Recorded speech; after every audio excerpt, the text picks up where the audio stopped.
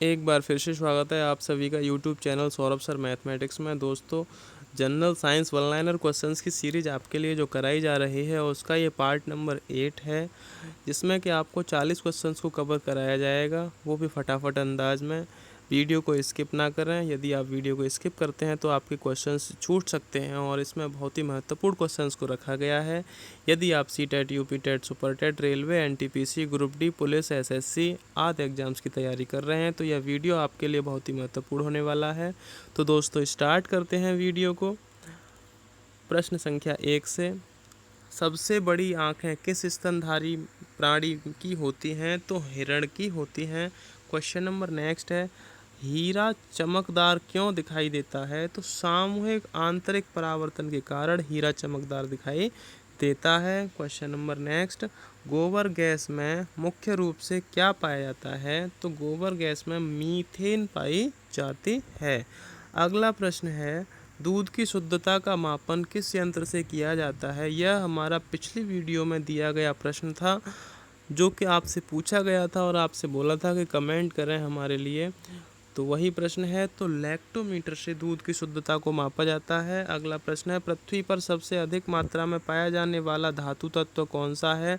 तो एल्युमिनियम सबसे ज़्यादा पाया जाता है। अगला प्रश्न है, मोती मुख्य रूप से किस पदार्थ का बना होता है? तो कैल्शियम कार्बोनेट का बना होता है। अगला प्रश्न, मानव शरीर में सबसे अधिक मात्रा में कौन सा तत्व पाया जाता है? तो ऑक्सीजन मानव शरीर में सबसे अधिक पाया जाता है। Very very very most important question है ये। अगला प्रश्न है, किस प्रकार के ऊतक शरीर के सुरक्षा कवच का कार्य करते हैं?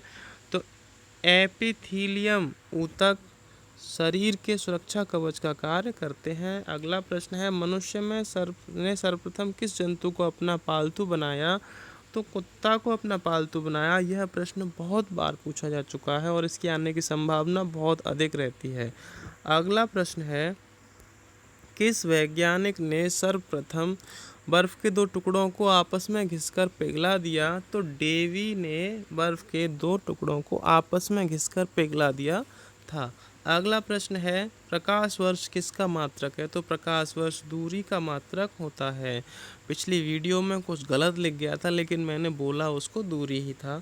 अगला प्रश्न है, दूरी मापने की सबसे बड़ी इकाई क्या होती है? तो दूरी मापने की सबसे बड़ी इकाई पारसेक होती है। अगले प्रश्न की तरफ चलते हैं। एक पारसेक कितने मीटर के तुल्य होता है? तो एक पारसेक 3.26 प्रकाश वर्ष के तुल्य होता है। अगला प्रश्न है, डेसिबल किसे मापने का काम करता है? तो डेसिबल से ध्वनि का मापन किया जाता है। अगला प्रश्न है, मात्रकों की अंतर्राष्ट्रीय पद्धति कब लागू हुई? तो 1971 ईस्वी में। ये बहुत बार पूछा जाने वाला प्रश्न है। 1971 ईस्वी में हुई थी।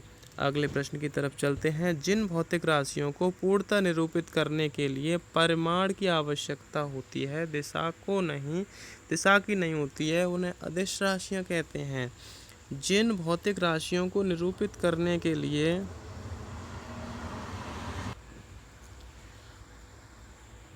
परिमाण और दिशा दोनों की आवश्यकता होती है, उन्हें क्या कहते हैं? तो उन्हें सदिश राशियाँ कहते हैं। जैसे कि आपको पता होगा, अदिश यानी अधूरा, सदिश यानी यानी पूरा। तो जिसमें केवल परिमाण की आवश्यकता होती है उसे अदिश कहते हैं, और उसमें दोनों की आवश्यकता होती है उसे सदिश कहते हैं। अगला प्रश्न है, चाल किस प्रकार की राशि है? तो चाल अदिश राशि है। अगला प्रश्न है, विद्युत धारा किस प्रकार की राशि है? तो विद्युत धारा अदिश राशि है। अगला प्रश्न है, त्वरण किस प्रकार की राशि है? तो त्वरण सदिश राशि है। जिनमें परिमाण और दिशा दोनों की आवश्यकता होती है, लेकिन विद्युत धारा और चाल में केवल परिमाण की आवश्यकता होती है। नेक्स्ट प्रश्न है, परमाणु विद्युत होते हैं, उदासीन होते रूप से होते हैं। अगला प्रश्न है, रासायनिक यौगिक कौन सा है? तो अमोनिया रासायनिक यौगिक है। अगला प्रश्न है, एसआई पद्धति में लेंस की शक्ति की इकाई क्या है? तो डायोप्टर लेंस की शक्ति की इकाई होती है। अगला प्रश्न है, कौन न तो तत्व है और न ही यौगिक है, तो वायु न तो तत्व है और न ही यौगिक है। तो ये है क्या? आप हमें हमारे कमेंट बॉक्स में लिखकर बता सकते हैं। यदि आपको नहीं आता है तो कमेंट करें, हम बताएंगे। अगला प्रश्न है, विद्युत धारा की इकाई है, तो विद्युत धारा की इकाई एम्पियर होती है। नेक्स्ट प्रश्न है, कौन सा रोग जीवाणु से होता है, तो तपेदिक जो रोग होता है वह जीवाणु से होता है। अगले प्रश्न की तरफ चलते हैं, साग सब्जी उत्पन्न करने वाले पौधों का अध्ययन कहलाता है, तो ऑलेरी कल्चर कहलाता है। नेक्स्ट प्रश्न है, शहद का मुख्य घटक है, तो फ्रक्टोज शहद का मुख्य घटक होता है। अगला प्रश्न है, जीव द्रव्य के पृथक्करण एवं संयोजन से संबंधित वनस्पति विज्ञान की शाखा कहलाती है, तो टिश्यू कल्चर कहलाती है। नेक्स्ट प्रश्न है, पदार्थ के संवेग और वेग के अनुपात से कौन सी भौतिक राशि प्राप्त की जाती है, तो द्रव्यमान प्राप्त किया जाता है।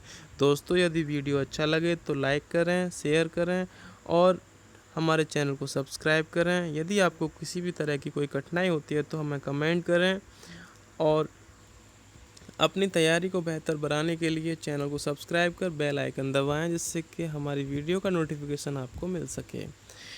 अगला प्रश्न है, शक्ति का मात्रक वाट किस वैज्ञानिक के सम्मान में रखा गया? ये रिपीट क्वेश्चन है, पिछली वीडियो में भी पूछा जा चुका है, तो जेम्स वाट है। अगला प्रश्न है, दो पिंडों के बीच लगने वाले बल को क्या कहते हैं, तो गुरुत्वाकर्षण बल कहते हैं। नेक्स्ट प्रश्न की तरफ चलते हैं, गुरुत्वाकर्षण के नियमों का प्रतिपादन किसने किया, तो न्यूटन ने किया। अगला प्रश्न है, पृथ्वी तल से नीचे जाने पर जी का मान घटता है, जी का मान केंद्र पर शून्य रहता है। रिपीट हो चुके हैं दोस्तों क्वेश्चन। ध्रुवों पर सबसे अधिक होता है, जी का मान विषुवत रेखा पर सबसे कम होता है। पलायन वेग 11.2 किलोमीटर पर सेकंड होता है।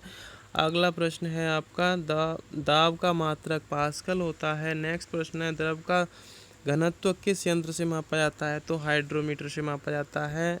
प्रश्न है, ताप का मात्रक क्या होता है? ये दोस्तों ऊपर वाला ही क्वेश्चन आपसे दोबारा पूछ लिया गया है। अगला प्रश्न है, तो दोस्तों ये हमारे प्रश्न थे 40 जो आपके पूरे हो चुके हैं। Thanks for watching. For more videos please subscribe my YouTube channel Saurabh sir mathematics. यदि आप अपनी तैयारी को और बेहतर बनाना चाहते हैं तो हमारे चैनल को सब्सक्राइब करें। किसी भी तरह की यदि आपको प्रॉब्लम आती है तो हमें क्वेश्चंस पूछ सकते हैं। नमस्कार दोस्तों।